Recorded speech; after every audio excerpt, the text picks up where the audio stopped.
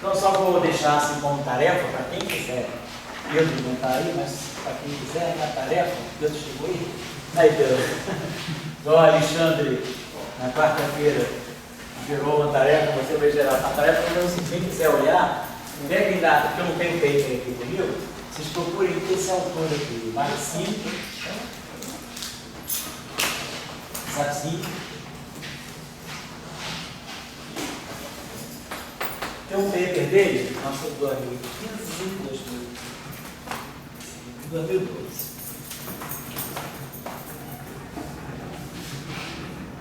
Então tem um paper dele de 2012 sobre Jean Simons em 5 dimensões. E aí, ele dá lá a forma correta, temos o lagrangiano de Jean Simons, né? Correta em 5 dimensões. É algo desse tipo, né? Então é aqui vamos dizer, um epsilon, i, kappa, lambda, rho. Aí a gente tem aqui i, f, kappa. A gente esqueceu o traço para variar. Traço aqui.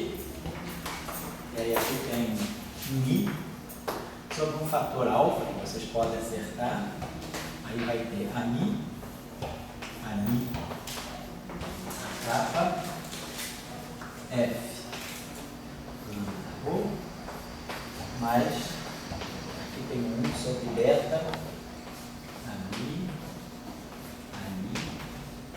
a kappa, a lambda.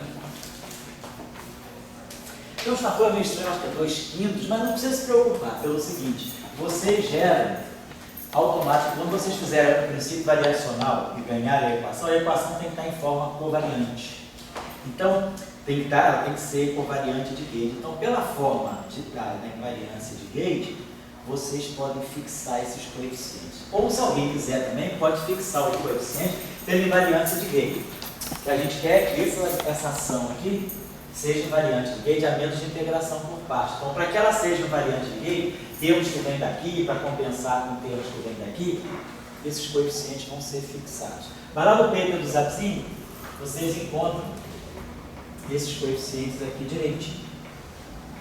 Tá? Tem dificuldade já. Olá. Oi. No segundo termo ali, você tem 4 A's. Em 4 A's, é. Então, dentro do classe vai ter 4 geradores, então eu acho que não deveria aparecer o I ali no coeficiente. Pode ser. E eu acho que deveria aparecer no 5. Pode ser, eu não sei. Pelo seguinte, tem que ter um pouquinho de cuidado por causa das propriedades cíclicas. Vamos fazer o seguinte, vamos tirar os I's daqui. Você tem que acertar aqui. Vamos tirar os I's. Eventualmente, pode ser que apareça um I aqui ou aqui não aqui, como eu coloquei. Pode ser que seja exatamente o oposto do que eu fiz. Seja o I aqui. O que é importante é o seguinte, vocês podem primeiro de tudo checar, cada termo desse tem que ser real. Checar a realidade desses termos, como a gente fez hoje mais cedo, com o Bornfeld, se for puramente, quer dizer, se sobrar um I, coloca o I na frente, então como o Pedro sugeriu. Vamos deixar tudo assim, eventualmente vocês podem completar, até se quiser, né? Não precisa botar um sobre beta, não está falando. Bota um alfa e um beta.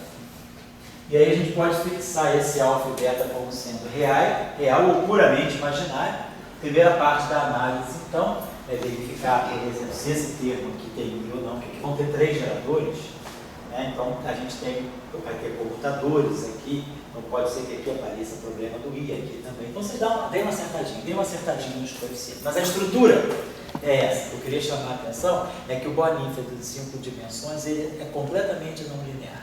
Ele não tem, vamos dizer assim, termo de propagação. Se quiser tirar um propagador daí, você não tem termo bilinear. A não ser que você faça um propagador em torno de uma configuração de campo. Você imagina que o teu campo ele é uma flutuação em torno do background. Aí sim, você vai poder gerar um termo bilinear. Mas se não, não dá. Só como exercício, como tarefa. Quem quiser trabalhar nisso aí, eles vão pegar. Tem 2 trabalhos. Tem mais gente também. Tem o próprio trabalho do Ki Anderson, do Ki do design do item, eu acho que eles dão também uma grande ângulo lá.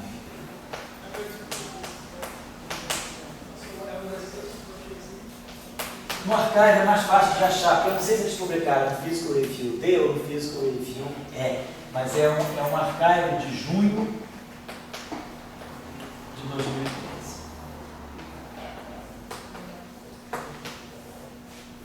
É um trabalho sobre supercondutores topológicos.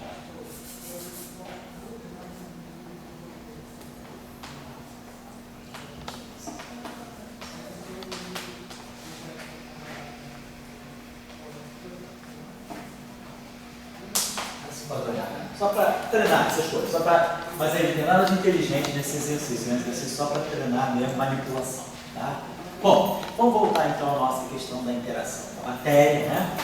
Então a gente já tinha percebido que a matéria fica em alguma representação. Nós temos um grupo de Gauge, temos um grupo aqui de Young-Mills, e o campo de Gauge, né, quer dizer, o campo de Young-Mills e todas as suas formações, field strengths, derivadas covariantes, todo mundo fica na representação de junto. E a matéria, como nós já tínhamos colocado, a matéria fica no grupo. Esse trabalho foi o início do trabalho do Tio João. Aquele trabalho de lá? Não foi não. Aquele trabalho é um trabalho bem de física matemática, é um trabalho até mais ligado à supersimetria. Mas os dois têm a mesma unidade. Com a mesma forma das expressões. Então a matéria está em alguma representação irredutível, né, do grupo de Gauge. Nós já vimos então que, sendo matéria escalar, matéria não importa o tipo de matéria, a gente está adotando um campo, vamos pegar aqui um campo φ genérico de matéria, que pode ser um campo escalar, um campo tensor, qualquer tensor do grupo de Lorentz é um certo campo que está numa certa representação, e nós então associamos a esse campo a derivada covariante, que é a derivada da acoplamento mínimo, onde nós colocamos aqui, né, a conexão de Gauge, e nós já tínhamos também feito a observação que, se esse campo tiver na representação adjunta, aqui aparece um comutador. Se por acaso φ tiver na representação adjunta, então a derivada covariante assume a mesma forma que a derivada covariante, né, que define o f em G, I menos IG aí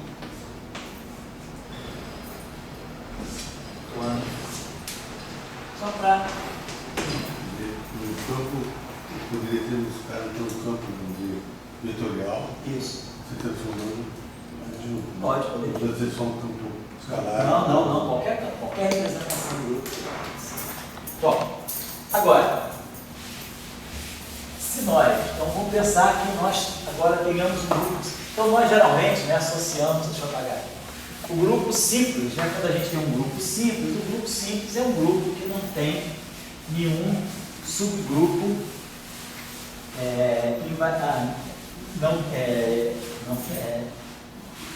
não tem subgrupos invariantes. Né? Então, quer dizer, o grupo é simples, né?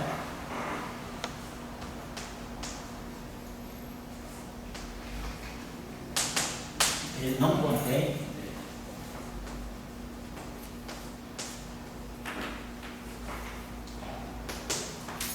subgrupos invariantes. Ele pode conter subgrupos. A gente pegar o SO3 tem SO2 dentro dele. Só que o SO2 que mora dentro de SO3 não é um subgrupo invariante. O que é um subgrupo invariante? Né? Imagina que eu tenho um grupo G e tenho um subgrupo H.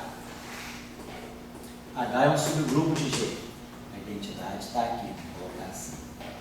Então, um subgrupo é dito invariante se essa combinação pegar um elemento G qualquer do grupo, por qualquer elemento do subgrupo H, G é menos 1, se eu pegar um elemento qualquer de H,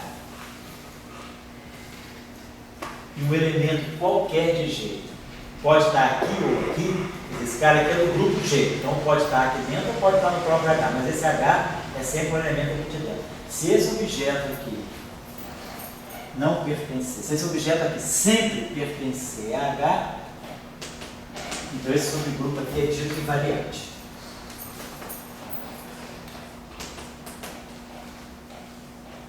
O subgrupo é invariante nesse sentido. Se eu pegar, no fundo eu posso até reescrever assim, qualquer elemento de G atuando no H todo, com qualquer elemento de H, se isso aqui continuar em H,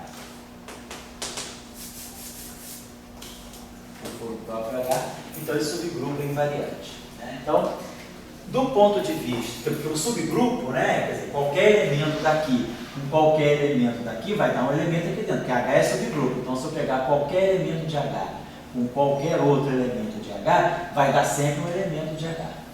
Mas agora, se eu pegar um elemento de H com qualquer elemento de G, e isso sempre ficar em H, é porque H é um subgrupo invariante. Mas se não, certo? Isso eu estou querendo dizer, que tem que chamar a atenção. Então, isso seria, vamos dizer assim, um subgrupo. Por exemplo, se nós pegarmos um grupo de Poincaré, estão lembrados? Um grupo de Poincaré, se a gente pegar assim, né? Os PNIs, se a gente pegar como exemplo o grupo de Poincaré, PNI comuta por PNI. Depois, se eu pegar qualquer PNI mini com PK, isso aqui dá para nós zero, PK, PNI, zero, PNI. E claro, se eu pegar M com M, se eu me escrever do lado direito, vai dar tudo M. Aqui vai dar todo do tipo eta vezes M. Muito bem. Então, o que a gente sabe é isso. Se eu compuser P com qualquer elemento do grupo de Poincaré, P com P dá zero. E P com M reproduz P. M com M, claro, dá M. Então, esse P aqui, ele é um subgrupo. Né? Ele forma um subgrupo e ele é um subgrupo invariante. Né? Porque ele, qualquer elemento de P com qualquer elemento de M mantém P. Quer dizer, qualquer rotação não me tira do P. Agora, claro, duas rotações, né, duas rotações dão sempre uma rotação. Então, agora, esse subgrupo aí é um subgrupo, na verdade, abeliano, né, porque eles comutam entre si. Então, os P's formam um subgrupo e que isso aqui está dizendo isso aqui. Se vocês pegarem esse objeto aqui, se a gente imaginar que o elemento de G, vamos dividir, vamos dizer que a gente tem a seguinte situação. G, vamos designar os geradores assim. Os geradores do grupo G, eles são de duas categorias. São os geradores de G que estão em H, vamos chamar assim, geradores, vamos chamar assim G-alfa e GA. Vamos colocar assim. Os G-alfas são todos os geradores de G que geram o subgrupo H. E os GAs são todos os geradores de G que estão fora do subgrupo H. Claro que G-alfa com GA formam um conjunto total de geradores. Então, se eu pegar um elemento qualquer do grupo, né, ele vai envolver I ômega alfa, G-alfa, ômega AID, GA. Ele vai varrer todos os geradores. Agora, os geradores que definem esse subgrupo são tais, e os geradores que estão fora de H, a gente geralmente representa assim. Os geradores que estão em G, mas que não estão em H. Então, esses aqui são os geradores GA. São todos os geradores que estão fora do subgrupo. Então, essa relação aqui está me dizendo o seguinte: se eu for olhar para a álgebra, isso aqui está no grupo. Se eu fizer a expansão infinitesimal, isso aqui vai me dar o comutador. Isso aqui vai me dar os geradores, né? Se eu expandir esse cara aqui, né? Se eu colocar isso aqui em termos da álgebra, isso aqui vai estar me dando aqui um elemento GA com um elemento H-alfa.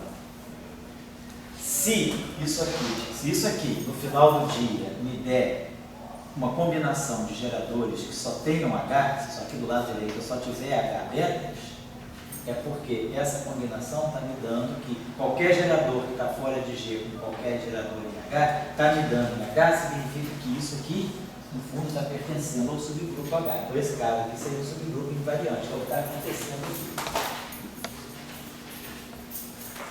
Agora, se um gerador de G estiver atuando, se pegar um gerador de G, um gerador de H, e eu tiver do lado direito aqui algum GB, posso ter até H's, H-betas e GBs, então é porque eu saí desse subgrupo, então esse subgrupo não é mais invariante. Isso que eu estou dizendo. Então um grupo simples é um grupo que não, ele pode conter subgrupos, mas os subgrupos não são invariantes. Então um exemplo de grupo simples é o caso, por exemplo, do S e o N. S e o N. Então, esses S e o N são exemplos de grupos simples.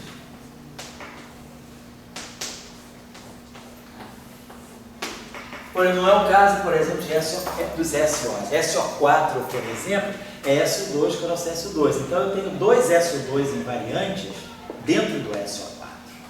Então, SO4, os SOs não são necessariamente invariantes. Mas todos os grupos S e N são invariantes. Depois, o grupo semisimples, né?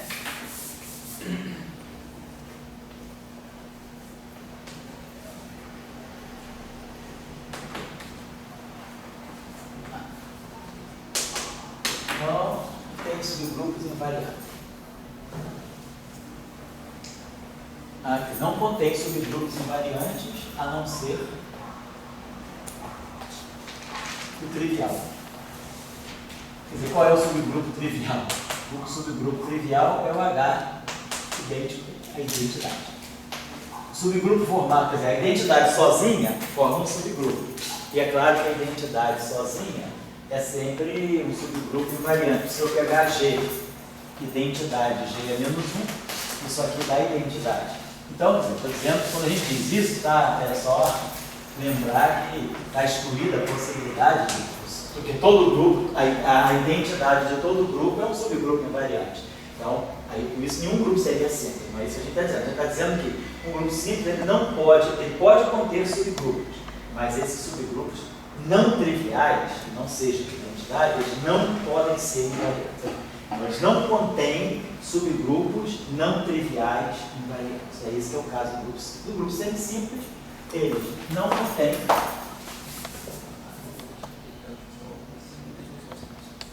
podem conter, né?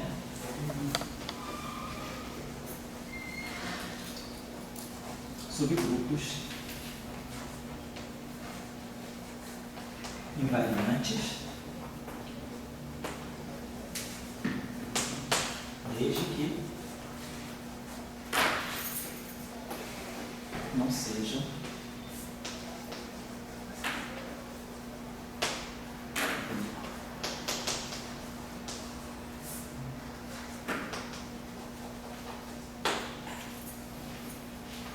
então, o grupo simples ele não pode conter subgrupo invariante. O grupo semisimples ele pode conter subgrupo invariante.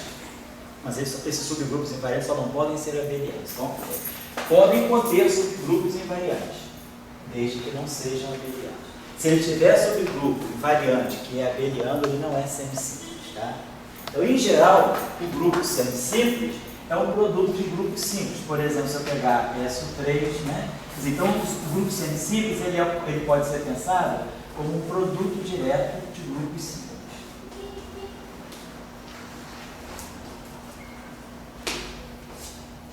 Então, o grupo semisimples é isso. Eles não contêm subgrupos invariantes abelianos. Podem conter subgrupos invariantes. Esses subgrupos invariantes só não podem ser abelianos, certo? Então é por isso que Poincaré, por exemplo, né, ele é semisimples nesse sentido. Ele contém um subgrupo invariante, que é o P. E esse subgrupo invariante é abeliano, porque os P's comutam entre si. Então os geradores das translações comutam entre si. Então é um subgrupo invariante. E qualquer gerador de Poincaré com a translação não me tira da translação. Quer dizer, translação com translação dá zero, é abeliano. Então, ou seja, translação com translação, né? translação com rotação dá translação. Então, as translações formam um subgrupo abeliano, que são comutantes entre si, invariante. Então, esse grupo de Poincaré não é um grupo simples nesse sentido. Então, o grupo simples, ele em geral é escrito como um produto de fatores simples. Cada grupo desse sozinho, né, em relação, fizer uma transformação de um grupo desse fator, se eu pegar, por exemplo, SO3, né, dizer assim, cross SO2, melhor trabalhar produto cartesiano, não é produto tensorial, não é produto cartesiano. Assim, produto cartesiano de grupos. Se eu pegar, por exemplo, SO3 vezes SO2, né? Então, por exemplo, esse subgrupo aqui, se eu pegar qualquer transformação de SO3 com SO3, cai em SO3. Se eu pegar qualquer transformação de SO2 com SO2, cai em SO2. Se eu pegar uma transformação de SO3, que eu chamo de H, e pegar duas transformações de SO2, como esse cara aqui comuta com esse cara vem para esse. Então, qualquer transformação de SO3 composta dessa forma, com qualquer transformação, que seja de SO3 ou de SO2, continua em SO3. E a mesma coisa aqui. Qualquer transformação de SO2, se eu compuser aqui com uma transformação de SO2, claro, continua em SO2. E se eu compuser aqui com uma transformação de SO3, como esses caras comutam, porque é produto cartesiano, esse cara passa por aqui, dá identidade, então continua em SO2. Então, produtos cartesianos, né, de fatores simples, constituem um grupo semisimples. Por que isso aqui é um grupo semisimples? Ele tem fatores invariantes, mas não são abelianos. Eu não posso ter aqui o 1. Agora, o grupo de Gauss geral que a gente toma é um grupo de Gauss semisimples com fatores abelianos. O que seria um grupo semisimples com fatores abelianos? É o caso do modelo padrão. A gente tem a simetria SO3 na cor, tem a simetria SO2 no setor left, né? Tem a simetria 1 no setor da hipercarga fraca. Então, esse grupo aí é um grupo semisimples, ele tem fatores simples. Então, isso aqui é simples, esse aqui é simples. Mas esse produto aqui é semisimples. E ele tem um fator abeliano. Então, esse grupo aqui não é semisimples. Por quê? Porque esse 1 que está aqui é um subgrupo invariante. E ele é abeliano. Por essa categoria. Então, em geral, a estrutura do grupo de Gauss mais geral que a gente trabalha são fatores simples, constituindo um grupo semisimples, e alguns abelianos. Então, a gente pode ter o SO4, ou então outro grupo, pode ter um grupo excepcional também, né? Alguma coisa do tipo E6 vezes SO3, né? Vezes, sei lá, SP4 vezes 1. Vezes outro, sei lá, esse grupo aqui. Então, esse aqui é simples, esse aqui é simples, esse aqui é simples. Então, isso tudo aqui é semisimples. Então, eu tenho alguma coisa que é semisimples e fatores abelianos. Agora, esse subgrupo, esse grupo que é semisimples, ele é um produto de grupos simples. Então, os grupos simples, né, são aqueles grupos que não têm nenhum subgrupo invariante. Quer dizer, o subgrupo invariante dele mesmo, ou é ele ou é a identidade, mas não tem nenhum outro. O semisimples, ele pode ter subgrupo invariante, mas esse subgrupo invariante só não pode ser abeliano. E os abelianos são a parte. Então, é só isso, é só uma classificação simples, mas o que é importante é que a estrutura de um grupo de Gauss é essa. São fatores simples vezes fatores abelianos. Os fatores simples formam aquilo que a gente chama de semisimples, né? Então, agora, para um grupo unificado, se a gente pegar a grande unificação SO5, então SO5 é um grupo simples. Então, em geral, o grupo de grande unificação, a gente espera que ele seja um grupo simples. Por quê? Porque eu quero uma simetria máxima que contenha todo mundo. Eu quero compreender as simetrias que aparecem para nós a partir de uma simetria única. Então, a gente espera que o grupo mais unificante seja um grupo simples, que ele tenha uma estrutura única, ele não tenha nada invariante dentro dele. Por quê? Porque nós estamos vendo o seguinte, quando a gente compõe, né? Quando a gente pega um grupo de Gauss que tenha, vamos dizer assim, fatores, vamos dizer que eu tenha vários grupos de Gauss, G1, G2, e, vamos dizer aqui, 2 fatores abelianos. Então, eu tenho esse aqui. Então, cada grupo simples, né, cada grupo vai trazer, vamos dizer, esse aqui é simples, esse aqui é simples, esse é abeliano, esse é abeliano. Vamos dizer que a gente tem esse conjunto de grupos. Esse grupo aqui tem a constante de acoplamento, ele deve estar definindo uma interação com uma certa constante de acoplamento. Esse grupo aqui define uma interação com uma outra constante de acoplamento. Esse grupo aqui define uma constante de acoplamento que eu posso chamar de F. E esse grupo aqui pode definir uma constante de acoplamento que eu vou chamar de lambda. Então, cada grupo, cada fator deve ser a sua interação. Deve ter a sua constante de acoplamento e a sua família de Yang-Mills. Suponhamos que esses campos aqui sejam campos AMI. Suponhamos que esses campos aqui sejam campos BMI. Suponhamos que esses campos aqui sejam campos CMI. E esse campo aqui seja um BMI. Então, cada fator simples ou abeliano deve estar correspondente a uma constante de acoplamento e a família de campos de gauge. Aqui eu tenho geradores, então, claro, na verdade aqui vamos dizer que seja AMI-A, GA. Vamos dizer que esses campos aqui já é um outro grupo, então se aqui sejam B, Mi alfa, vamos dizer que os geradores aqui sejam geradores Q alfa. Vamos chamar de T alfa. Então, aqui já é uma outra família. Aqui é um grupo abeliano, vamos chamar CMI. Vamos dizer que esse grupo aqui esteja associado a uma carga Q grande. E esse grupo aqui esteja associado a uma carga, vamos chamar assim de, vamos chamar de uma carga E. Esse grupo aqui tem uma carga Q, e esse grupo chamar de carga Q. Esse grupo aqui tem uma carga E. No caso abeliano, como nós já vimos, né, nós não temos geradores, nós temos o valor da carga.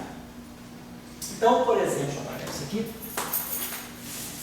Então, se eu pegar um campo de matéria, um campo, cada grupo desse tem o seu setor de Yang-Mills, como a gente já colocou. Cada campo, cada grupo, vai estar associado a uma transformação local, tem a sua família, vamos dizer assim, de campo de gauge, campos de Yang-Mills e campos abelianos aqui. Mas suponhamos que a gente tenha, né, uma família. Por exemplo, pegar um campo de matéria genérico. Pode ser qualquer tensor do grupo de matéria. Pode pegar um campo de matéria. Esse campo aqui, em princípio, ele vai experimentar essas simetrias. Então, ele pode carregar números quânticos, em princípio, de todas as simetrias. Vamos imaginar que ele não seja neutro com respeito a nenhuma dessas interações. Então, suponhamos que esse campo φ esteja numa representação R desse grupo. Então, a transformação. Então, vamos fazer o seguinte. Se eu fizer uma transformação de G1 no φ, então a transformação do grupo G1 no φ, a gente vai ter o φ', vai ser exponencial, assim, π. Vamos dizer que os geradores aqui sejam os geradores ômega-A, os parâmetros ômega-A, GA, atuando em φ. Então, esse meu campo está numa certa representação irredutível do grupo G1, onde os geradores são matrizes, sei lá, N por N, e o vetor N, e o vetor φ é um N-plete desse grupo aqui. Para esse grupo aqui, o mesmo campo, ele vai sofrer uma transformação. Então, o grupo G2, né, vai atuar no φ, vai dar uma transformação. Eu vou usar o mesmo linha, mas é claro que esse linha é diferente desse. Vamos dizer que aqui tenha parâmetros ômega-A, vamos dizer que os parâmetros aqui sejam parâmetros Qi-A, Qi-alfa, geradores T-alfa, atuando em φ. Então vamos dizer até aqui o seguinte, que o índice desse grupo aqui seja I. Então vamos dizer que esse campo aqui seja um campo φI. Aqui ele vai ser um campo que eu vou chamar de, aqui eu já chamei de I, A, vamos chamar aqui algo, vamos chamar esses campos aqui de, vamos chamar de índices I barra. Uma outra, que são índices que estão ligados a representações de outro grupo. Isso aqui significa o seguinte, isso aqui significa que o delta infinitesimal φi, vamos botar assim, Transformação do grupo G1 infinitesimal em φ é I, ômega A, GA e J e J. Então, essa é a maneira do meu campo φ se transformar segundo o grupo G1. Tem geradores, que os geradores têm elementos de G1. Se eu pegar a transformação infinitesimal agora, induzida no grupo G2, né, em cima do φ, que agora tem, vamos dizer, índice e barrado, isso aqui são outros elementos de matriz. Então, você vai ficar ômega, que alfa, e aqui os geradores T alfa, aí aqui I barrado, J barrado, atuando em φ, J barrado. Uma outra categoria de índice, que pode de 1 até N, esse aqui vai de 1 até N, digamos assim. Outro grupo, outras representações. Agora, esse meu mesmo campo φ tem uma carga Q, segundo o primeiro fator abeliano. Então, a transformação, vou chamar esse 1 aqui de 1Q e esse 1 aqui de 1N. Então, a transformação, segundo esse 1Q, vai ser filhinha, vai ser exponencial de I. Aí vamos dizer que os parâmetros desse grupo aqui sejam parâmetros, que eu chamei de ômega, vamos chamar de ρ. São os parâmetros do grupo locais, e aqui a carga do campo, Q. Isso aqui atuando em φ. Então, esse fator abeliano é uma fase. Só que no caso dos grupos abelianos, no lugar dos geradores, a gente tem que declarar o valor daquela carga 1. Esses aqui são os parâmetros. Tem um parâmetro só que o grupo é abeliano. E a mesma coisa agora, se o meu φ, né, tiver uma carga E, então aqui a transformação, o 1 dele vai ser fininho, exponencial de I, parâmetro, vamos chamar aqui signo, aqui e aqui. Então é outra fase, a carga dele é essa. Poderia ser 2E, não importa, 3E, aqui poderia ser menos Q, mais Q, é só botar o valor da carga. Então esse meu campo, ele tem todos esses números quânticos. Ele responde a todas as simetrias. Vou apagar aqui. E é claro, essas simetrias comutam entre si. Vamos colocar assim, então significa que o meu campo φ, ele tem índice I para o primeiro grupo, índice I barra para o segundo grupo.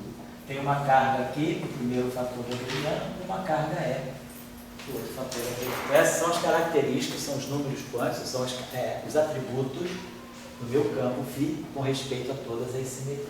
Então é claro, o mesmo campo, tem várias. O campo φ, A, B, C. Isso. Então ele roda diferente. Isso, roda cada grupo faz uma rotação diferente no mesmo campo.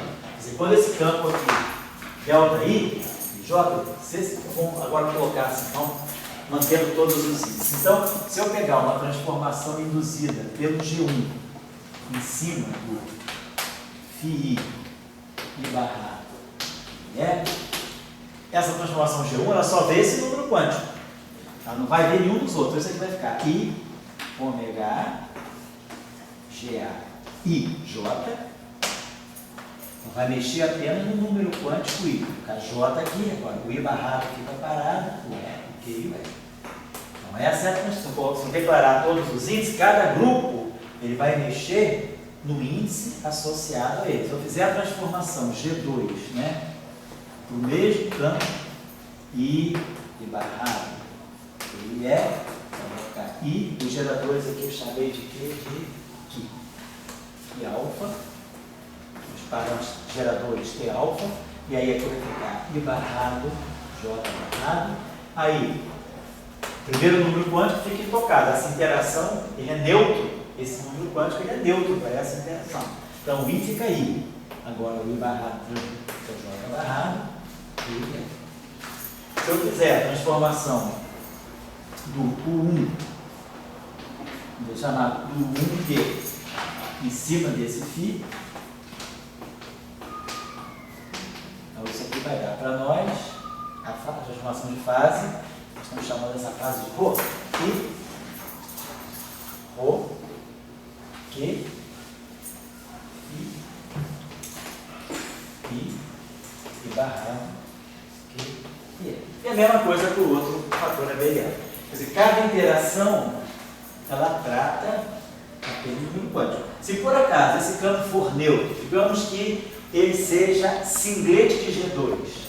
Se ele for singlete de G2, se ele é singlete de G2, ele é invariante com G2. É como se todos esses parâmetros fossem zero. Então, φ' é igual a φ sob essa transformação. Então, esse ΔΦ aqui seria zero. Se ele é um singlete de G2, ele está na representação singlete, ele é um invariante de G2, então todos os geradores são zero. Na representação singlete, todas as matrizes geradoras são trivialmente representadas pelo zero. Então, ΔΦ seria zero. Então, se um campo é neutro, se ele é neutro para esse 1, essa carga é zero. Então, não tem transformação de fase. Φ igual a φ. Quer dizer, quando um campo ele é neutro para um certo subgrupo do grupo de gauge, ele não sofre aquela simetria. O gerador para ele é zero. Então, esse campo aqui, por acaso, eu explicitei tudo, porque esse campo é um campo que é completamente carregado. Mas eu poderia dizer, esse campo, ele vê essa interação, vê essa e essa, não vê essa. Ou ele vê essa, não vê essa e vê essa. Ele poderia ter carga Q igual a zero, carga E diferente de zero. Então, cada campo responde à sua interação, dando uma certa representação. Então, claro, essas representações, todas essas simetrias comutam. Se todas essas simetrias comutam, significa que o gerador, né, da simetria vai ter aquela estrutura. O gerador vai ter sempre aquela estrutura. O gerador é a identidade de uma simetria. Quando a gente faz produto de grupos, né, a identidade daqui. Vou pegar, por exemplo, essa simetria, esse grupo aqui.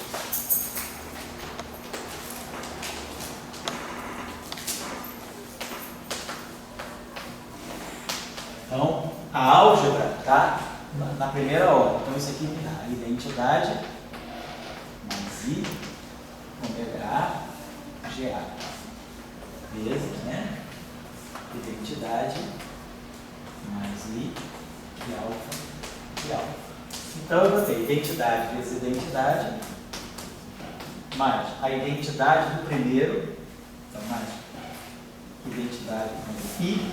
Vou botar isso aqui, I. Ômega A, gerador do primeiro grupo, vezes a identidade do segundo. Que agora, quando eu estou falando aqui de produto tensorial, quando eu falo de grupo em si é um produto cartesiano, porque grupo é espaço. O grupo é um espaço. Então a gente faz produto cartesiano de espaços. Mas quando a gente tem representações que são tensores, matrizes, a gente faz produto tensorial. Então, quando eu pego o grupo, né, eu pego G1, cartesiano G2, cartesiano U1, cartesiano U1. São produtos cartesianos, porque o grupo é um espaço. Então, espaço topológico. Então, são produtos cartesianos. Agora, quando eu pego representação, estou pegando a representação R1 desse e fazendo o produto tensorial pela representação R2 dele. Então, quando eu estou falando de representação, eu falo de produto tensorial, porque eu estou falando de um produto tensorial de espaços vetoriais. Então, só para poder, às vezes, a gente às vezes vê em paper assim, SU3, tensorial SU2. Isso aqui, do ponto de vista matemático, é uma notação inapropriada. Porque para espaços a gente faz produto cartesiano. Agora, quando eu pego uma representação, se eu pegar, por exemplo, o triplete de SU3 e multiplicar pelo quadruplete de SU2, aí sim, produto tensorial. É isso que eu estou chamando, né? Então aqui é produto tensorial. Então fica isso aqui, tensorial é a identidade de G2, mais a identidade de G1, identidade aqui de G2, mais a identidade do grupo 1 aqui, tensorial de alfa. Esqueci de botar aqui o I e alfa. Então, quer dizer, os geradores, eles são primeira ordem, então eles aparecem com os parâmetros em primeira ordem. Então, o gerador é sempre o gerador de um, identidade do outro. Então, isso é fundamental, porque se os geradores se somam, significa que na derivada covariante, a gente vai ter uma soma, né, dos campos de gauge. Cada campo de gauge acompanha o gerador. Isso aqui, eu vou acabar daqui a pouco, me alongar muito, não semana que vem, depois do seminário da Beatriz, a gente retoma outra parte dele. Nós vamos ter o seguinte, demi. Então, se eu pegar agora a derivada covariante completa para o meu campo φ, eu teria que pensar assim, isso aqui vai ser dmi, passando sério aqui, menos i, né? Menos i, constante de acoplamento da simetria G1, campo de gauge da simetria G1, geradores. Depois, menos i, constante de acoplamento, eu chamei de G2, né?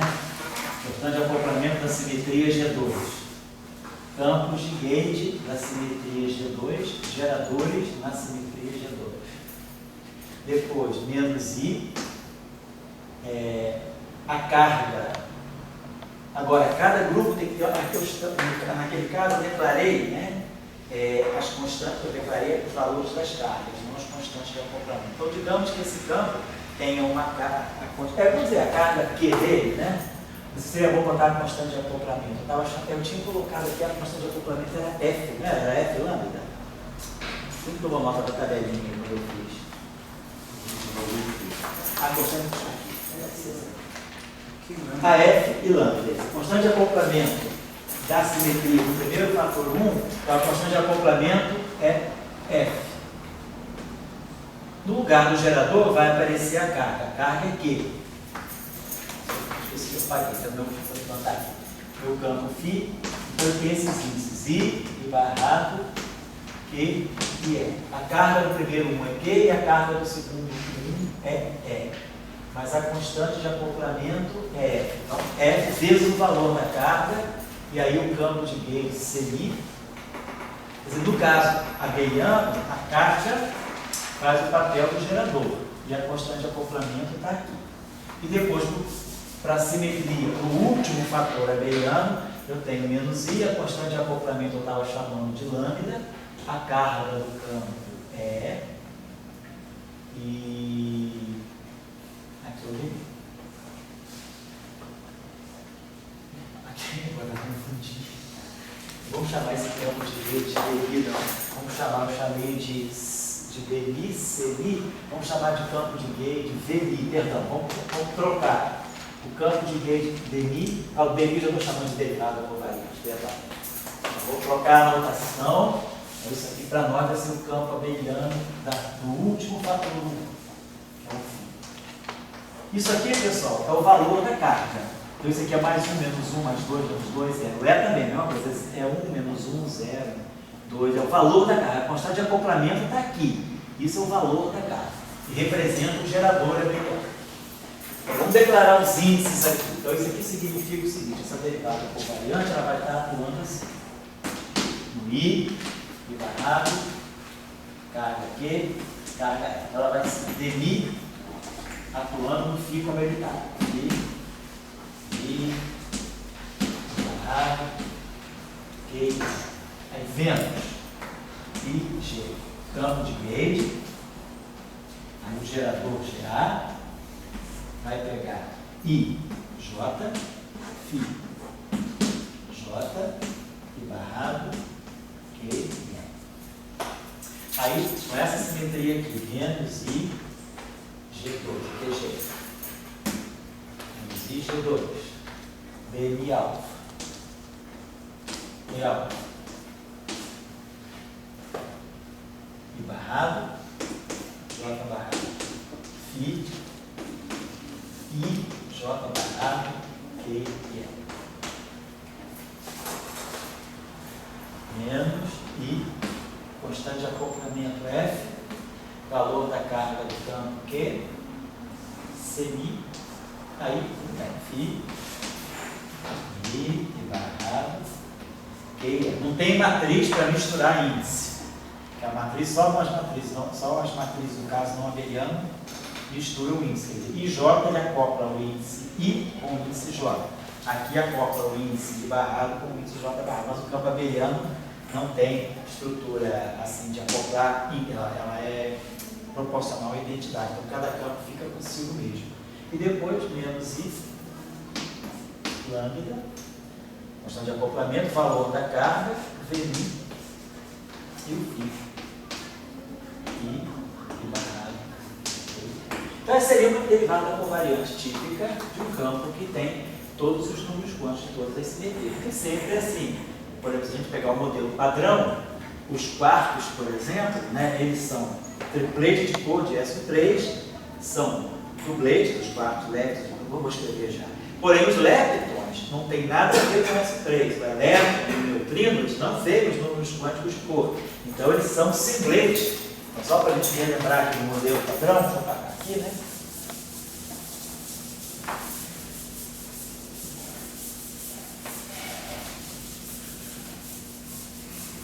Então, opa, mano.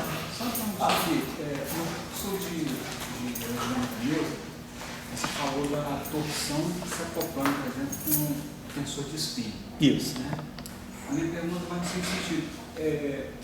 Seria possível imaginar um objeto, um gerador, que acoplasse esse objeto que seria a torção com o número quântico de spin? Sim. Os campos apresentam também? Sim, porque no caso da torção, os geradores são os geradores do grupo de Lorentz local. Nós vamos fazer aqui depois, vamos fazer a estrutura de Young-Mills para a gravitação. No caso da gravitação, o grupo de gauge é o grupo de Lorentz local, SO13. Então, os 6 geradores do grupo de Lorentz, eles são as chamadas 6 conexões de spin. Então, eles que vão acoplar o spin do campo. Então, quer dizer, na nossa formulação de Young-Mills para a gravitação, quando nós introduzimos a derivada covariante, ela vai trazer um campo de gauge, que é o chamado conexão de spin, que vai ver a interação gravitacional dos spins. Em geral, nós estamos acostumados no formalismo métrico a pensar, né, não pensar no campo de gauge como sendo a métrica que faz o papel. Nós vamos ver que na formulação de Young-Mills não é assim. A gente vai obter tudo que a gente conhece na formulação geométrica, mas de uma maneira muito mais física. Então, nós vamos ver que é justamente isso que você está falando. Aquilo que é no curso de eletrodinâmica neutra, a gente pegou o tensor de spin, acoplava com um campo que era a conexão de spin. Então, no fundo, a conexão de spin é o campo de gauge do grupo de Lorentz local. E ela que vai se acoplar com o tensor de spin. A corrente que se acopla com o campo de gauge de Lorentz local é a corrente de spin. Vamos ver se vai ficar claro. Mas daqui talvez umas 3 aulas a gente vai fazer a formulação de Young-Mills para a gravitação. Então, por exemplo, se nós pegarmos o modelo padrão, vamos dizer que a gente pega SO3, cor, SO2, left, e o U1 de hipercarga. Então, vamos dizer que a gente pega, por exemplo, os quartos, a primeira família de quarto. O quark, o left e o quark de left. Depois nós pegamos o quark, o right, sim, então, e o quark de left. Vamos dar as características. Então, os quartos, o e D na quiralidade left, eles são quartos, então eles são tripletes de SO3 de cor. Então, é como se a gente pegasse assim. O left com índice de número quântico de cor I. D left com número quântico de cor I. Então, esse número quântico I é o número quântico de SO3. O quarto U também. Mesmo que ele esteja na quiralidade right, ele vai ter os mesmos números quânticos de cor. E o quarto D também na quiralidade right vai ter assim. Mas por que eu separei agora? Do ponto de vista do SO2, o left e o left formam um duplete de SO2. Do ponto de vista do SO2, o right, com qualquer cor, é um simplete desse grupo de gauge. E esse aqui é um simplete também desse grupo de gauge. Eles são todos esses campos aqui, aqui eu especifiquei os números quânticos de cor. Todos esses campos aqui são tripletes de SO3. Então, o left, the left. Então, é como se a gente colocasse assim. O left, vamos colocar assim. Ele é um triplete de SO3, é um duplete de SO2, ele está no duplete de SO2, e vamos ver depois quem é a carga, o 1 dele. O the left ele é um triplete de SO3, faz parte de um dublete de SO2, vamos calcular a carga dele. Depois, o campo U-right, ele é um triplete de SO3, mas ele é um singlete de SO2, vamos ver a carga dele. E o D-right, ele é um triplete de SO3, um singlete de SO2, vamos ver a carga. Então esses aqui são os números quando? Triplete, dublete, claro, isso aqui só, grupo 1 só tem representação dimensional, um dublete, é um singlete, então tem que calcular a carga, vamos ver qual é a carga. A mesma coisa aqui, o D, triplete de SO3, dublete, D, triplete de SO3, dublete de SO2, etc.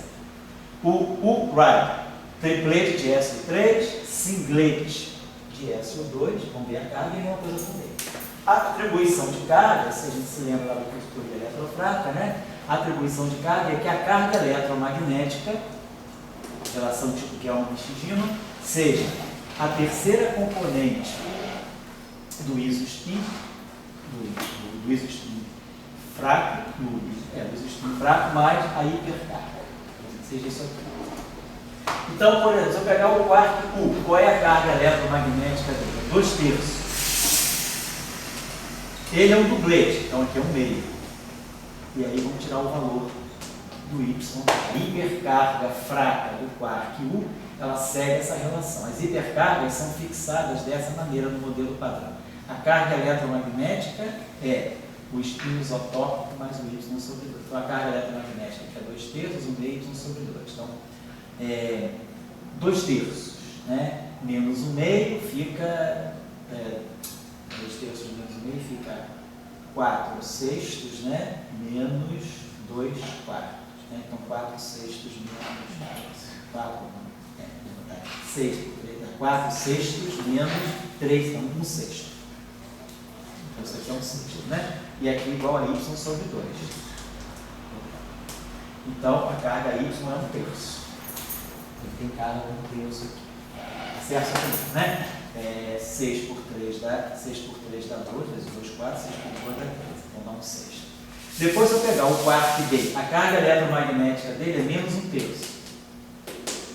Agora, o isospin dele está na parte de baixo. Então, esse isospin é mais meio, esse aqui é menos meio. Mais Y sobre 2. Eu multiplico aqui por... vou multiplicar aqui. Isso aqui é a mesma coisa aqui. 2/6. 3 meios, né? 3/6. E aqui 3. Multipliquei por 3. Então, fica 3/6 menos 2/6, 1/6, né? 1/6 aqui, então Y também é 1/3, tá legal? Então tá 1/3. Então ambos têm a mesma carga. Agora o quark U. Não importa se ele está no quark no estado left ou right, a carga eletromagnética dele é sempre 2/3. Só que agora ele é singlete de SO2. Então, o número quântico dele de SO2, se ele é singlete, o número quântico dele é 0. Está na representação singlete. A SO2 tem essa representação, 2i mais 1. Se eu estou num singlete, né, se o i é 0, eu estou no singlete. Se o i é meio, eu estou no duplete. Se o i é 1, eu estou no triplete. É a mesma coisa que o spin. Então esse cara aqui é singlete de SO2. Então o número quântico dele de SO2 é 0. Mais y sobre 2. Então a hipercarga é 4/3. E depois o último cara, que é o menos 2/3, que é o quark D, menos 2/3 menos 1/3, perdão. Ele também é singlete de SO2, então aqui eu vou determinar o y dele, menos 2/3. Então eu estou colocando aqui os atributos. Então, se eu pegar o setor de quark, esses são os atributos do modelo padrão. O left, triplete, duplete, carga abeliana 1/3. Triplete, duplete, carga abeliana 1/3. Triplete, singlete, carga abeliana 4/3. Triplete, singlete, carga abeliana menos 2/3. Se nós pegarmos agora o setor de left, só para ter uma ideia, se eu pegar agora o elétron left, neutrino left, elétron left, é o duplete de elétrons carregados. E aqui não tem neutrino right, só tem elétron right. Então, o elétron, eu vou pegar o neutrino left. Os leptons não tem nada a ver com a carga de corpo. São singletes de SO3. Singlete. Não tem. Singlete significa representação trivial. SO2, neutrino leve. Ele é a parte superior. Então, a carga dele é mais meia. Está na representação, vou botar, representação do leite. Vou botar assim. Representação do leite. E qual é a carga 1 dele? Neutrino tem carga 0. Ele está na representação meio de SO2. E o Y sobre 2. Então o Y é menos 1. Vai ser a carga 1 do neutrino. Se eu pegar o elétron leve, singlete de SO3, não tem cor. Dublete de SO2, está na representação SO2, já está no dublete com a parte menos meio. O I desse é mais meio, o I desse é menos meio. Qual é a carga dele? A carga do elétron é menos 1. Ele está na parte de baixo, menos meio, mais Y sobre 2. Então esse Y aqui vai ser menos 1. Né? Menos 1. E o elétron light, singlete de SO3, singlete de SO2, qual é a carga dele? A carga do elétron light é menos 1. A parte de SO2 dele é 0 e aqui é Y sobre 2. Então a carga dele é menos 2. Então, esses são os atributos, né, dos leptons e dos quarks do modelo. Olha, vamos pegar agora o campo de Higgs, só para terminar a aula agora. E aí a gente monta o derivado da covariante.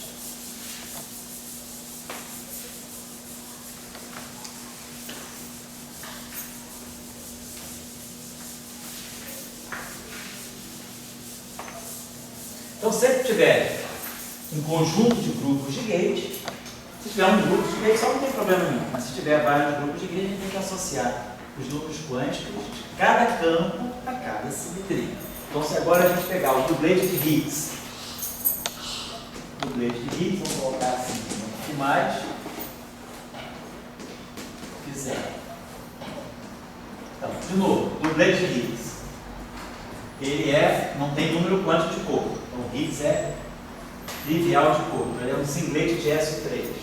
Ele é um dublete de SO2.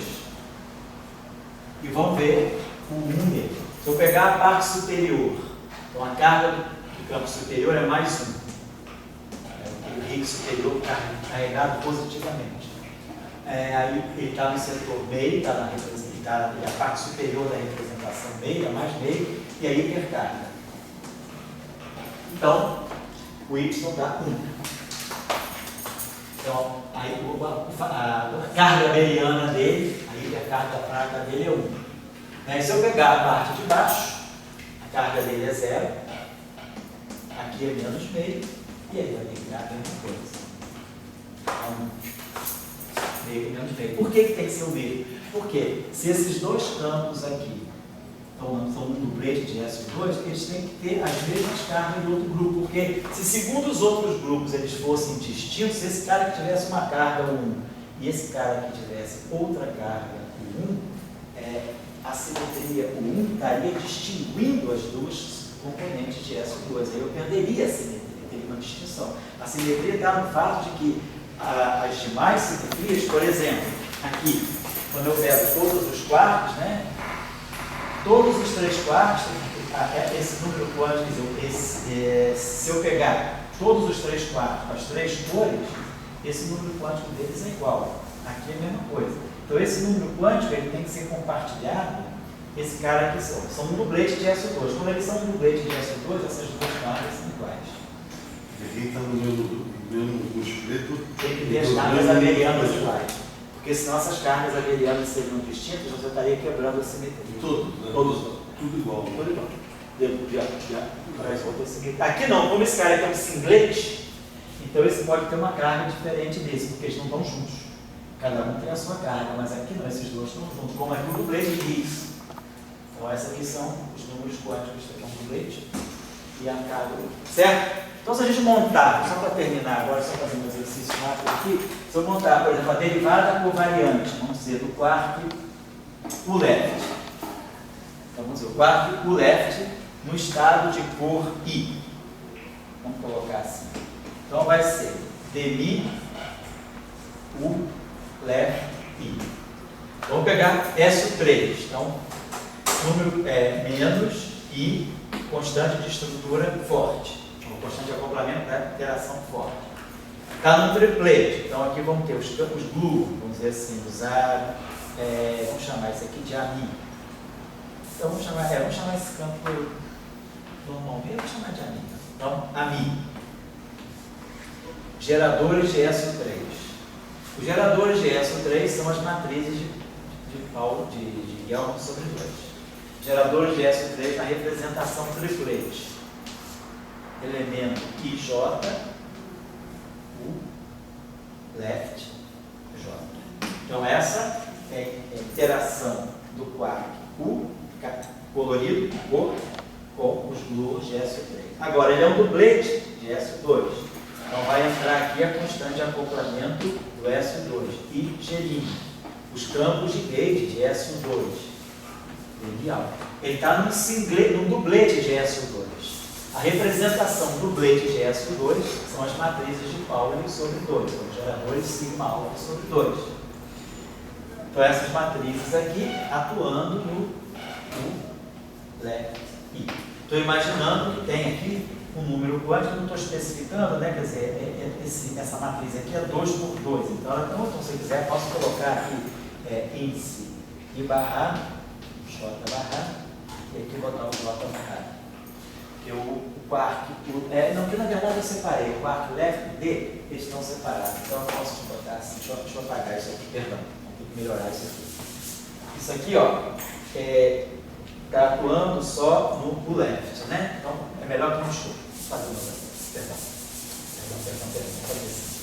Atuado no leite. Vamos botar aqui direto no leite. Vou botar assim. U, left, I, D, left, I. Então a derivada covariante vai ser dmi, tá? Dmi, U, left, I, dmi, D, left, I. Menos I, G. Aí tudo igual. Ami, A. Carga de cor, geradores de SO3 e J.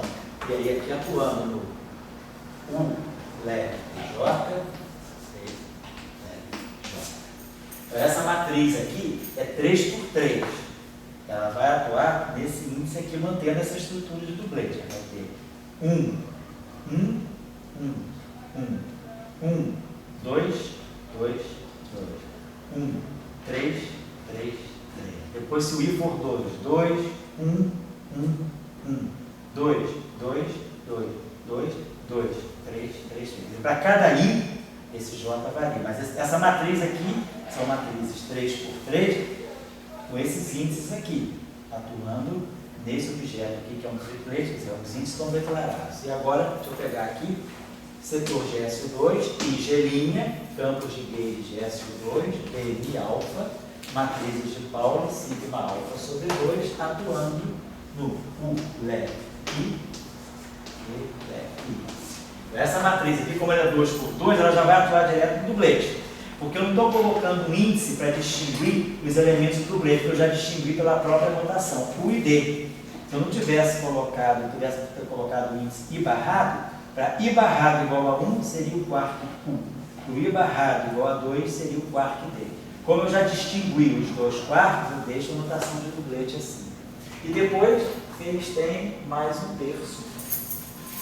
Então aqui vai ser menos I, vou chamar aquela constante estrutura que eu estava chamando de F, a carga é 1/3. Então, vou botar F, o campo de gauge, vou botar aqui, o campo de gauge eu chamei de semi. A carga é 1/3. E aqui o duplete. U, left, I, D.